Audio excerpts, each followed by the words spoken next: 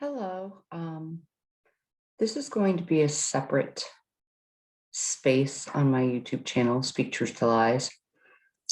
I started writing a couple months ago, and a friend of mine gave me the idea to start reading them and creating a video for it for those that maybe don't have the time to read or would rather listen to the audio version of it.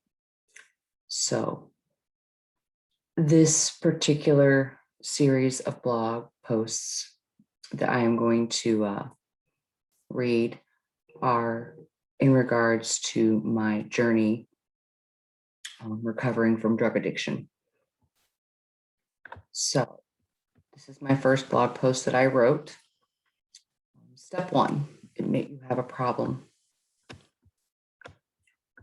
June 1st of 2018 was the day I decided to change my life. It was the first day after a week-long crash of eating through my prescription that I was alert enough to re-engage with my life.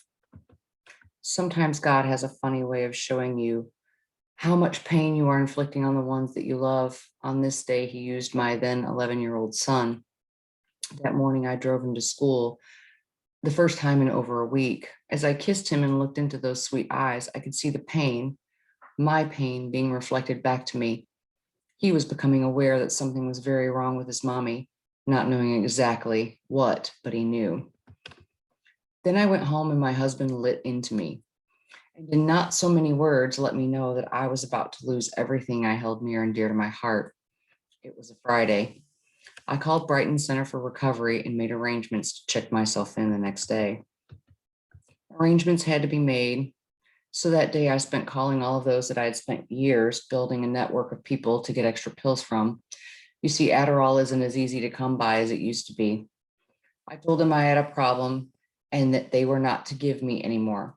You're probably wondering what dealer isn't going to sell you drugs because you tell them not to. You see, these weren't dealers. They were my friends who got scripts because of my carefully constructed lies and thought they were helping me out. You see, I have ADHD. I was diagnosed late in life, shortly after my son was.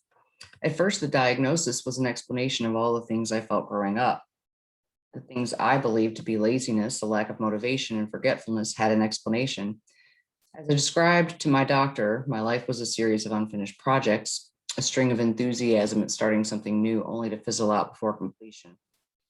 As a child, I was labeled a daydreamer, often getting lost in my head. As an adult, this would morph into a vicious cycle of thinking about the laundry list of things I needed to get done that would often drift into a never-ending loop of off-branch thoughts that would leave me trapped in my head for hours. When I would realize how much time had went by, then the feelings of uselessness would set in.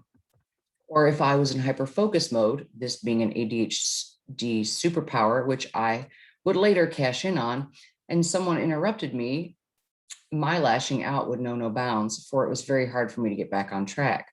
So when I first got the diagnosis and that prescription, it was a game changer.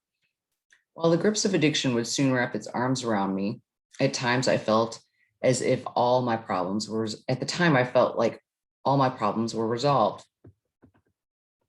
To give you an idea of what it's like to have ADHD, I will use this analogy. Imagine the thoughts in your head as an entire undone ball of yarn, and in the yarn, there are dust bunnies, toys, all matter of debris caught inside. Introduce medication, and all of a sudden that ball of yarn becomes a linear piece of string and all the trash and debris are cleared away. All of a sudden I was able to accomplish the laundry list of things I had to do daily. My sleep improved because I was no longer laying awake at night thinking about the things I needed to do the next day. But life will always happen on life's terms, so to speak. And if you are ill-equipped, like most addicts, to handle your emotions in a meaningful and effective way, life will always win. You see, my mother was codependent, and she instilled that in me. I, like most, had created unknown at the time expectations of my partner. I, at the same time, needed him to be the things I believed he should be. This created problems. I soon realized if I took extra pills, I would stop feeling disappointed in him. This is how it starts. That negative feedback loop of not being good enough, of disappointment, life is unfair. This is how the victimhood narrative starts. Soon I would become a human doing, not a human being. Because if jacked up on enough speed, you no longer are, you just do, without any regard to how those around you might be feeling.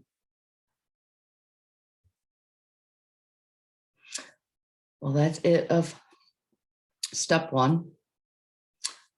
Step 2, I will post after this. Thank you for listening.